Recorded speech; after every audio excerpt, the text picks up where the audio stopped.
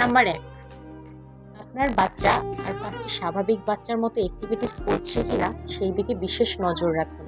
ব্যতিক্রম কিছু পেলে সেটি নিয়ে কাজ করুন। নাম্বার ২, বাচ্চার জন্মের পর থেকেই বাচ্চার সাথে পর্যাপ্ত কথা বলুন। সে বুঝুক বা না বুঝুক, নানা অঙ্গভঙ্গিমায় শিশুর সাথে কথা বলুন। কথা বলুন, কথা বলুন, কথা বলুন। কথার বিকল্প আসলেই কিছু নেই। নাম্বার ৩, একটি বাচ্চার যদি হাইপার অ্যাক্টিভিটি থেকেও থাকে আর তার মুখে যদি স্পিচ থাকে, তাহলে হাইপার অ্যাক্টিভিটি আসলেই কোনো সমস্যা না। আর যদি একটি বাচ্চার হাইপার অ্যাক্টিভিটিসের পাশাপাশি স্পিচও না থাকে, তাহলে একটি বাচ্চাকে স্বাভাবিক জীবনে ফিরিয়ে নিয়ে আসতে একটি প্যারেন্টসের জন্য খুব বড়সড় ধরনের চ্যালেঞ্জ। তাই শিশুর জন্মের পর থেকেই প্রচুর কথা বলুন।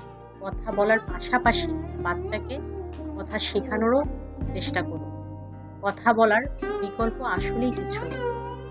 নাম্বার ৪, বাচ্চাকে ছোটবেলা থেকেই মোবাইল ফোন, টেলিভিশন কোনো ধরনের ডিভাইস না দিয়ে আপনি যেভাবে বেড়ে উঠেছেন, আপনার ভাই বোন যেভাবে বেড়ে উঠেছে, খোলা পরিবেশে বাচ্চাকে বড় করুন। নাম্বার ৫, আজকাল একক পরিবারের সংখ্যা অনেক বেশি, ফলে বাচ্চা কাচ্চা সুবিধাবঞ্চিত হয়ে অটিজমের মতো ভয়ঙ্কর রোগে আক্রান্ত হচ্ছে। তাই চাকরির উদ্দেশ্যে যারা দূরে থাকছেন তাদেরকে বলবো, নানা নানি বা দাদা দাদি কাউকে বাচ্চার সঙ্গে রাখার চেষ্টা করুন। এতে করে শিশুর উপকার না হলেও হবে না।